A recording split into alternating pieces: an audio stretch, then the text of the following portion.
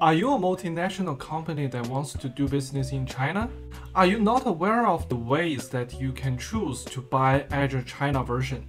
In today's video, I will walk you through the differences between Azure China and Azure Global, with a focus on billing and contract. So there are two kinds of OSPA contract. The first one is direct OSPA. The second one is indirect OSPA.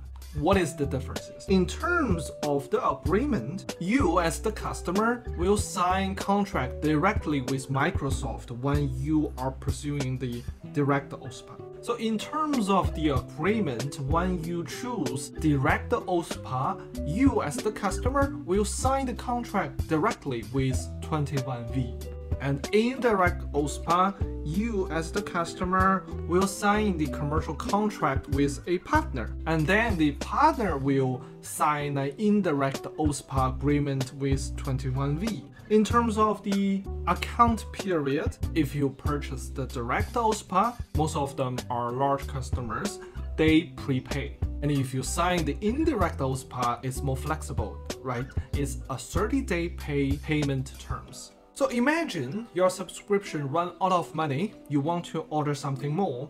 So in terms of add-on order, if you sign the direct OSPA, you need to sign and seal on each new order. But if you have the indirect OSPA, you initiate the purchase order to your partner by email, and then the partner will bill to Microsoft.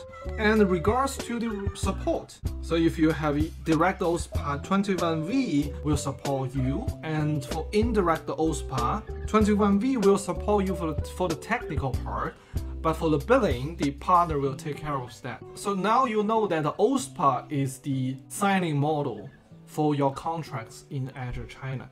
So what is the differences of the contract between Azure China and the Azure Global? Let's have a look at that. So for Azure Global, the signing entity is Microsoft plus Microsoft partners, right? But in China, it's 21V and 21V partner. And for the payment currency, you know, globally you pay by US dollars or local currency.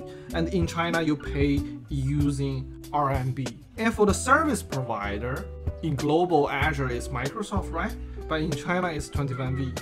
That is the differences of the contract between Azure China and Azure Global. So you might know that there is something called reserved instance. That means you commit to Microsoft that you will use certain SKU of the VMs for 1 or 3 years. So Microsoft offers you a huge discount. In China, there is no reserved instance yet, but there is something called a CPP. That is compute per purchase. So that is a localized version of reserved instance in Azure China only, right? You commit that you use a certain type of VM, and 21V will offer you a discount. So that is a term that is widely used when you are dealing with Microsoft China, called the CPP. And you can check the CPP price in the pricing website of Azure China. So finally, let's talk about some frequently asked questions. So the first one is, what is the relationship between Microsoft and the 21VNet? So Microsoft licensed the 21VNet, and 21V is the operator of Azure China. The second option is, can legal entity out of China sign the contract with 21V? The answer is no.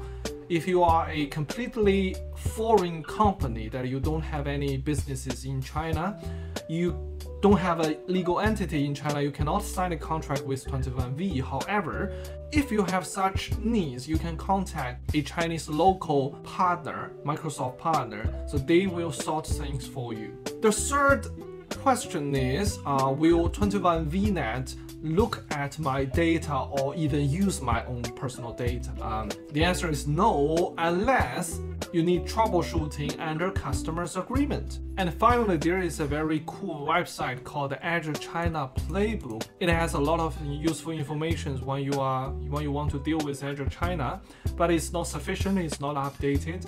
So the quickest way to find an answer is to talk to Microsoft or a Microsoft China partner. Thank you very much for watching. Do please hit the subscribe button, and I hope to see you in my next video. Bye. You are what I'm looking for.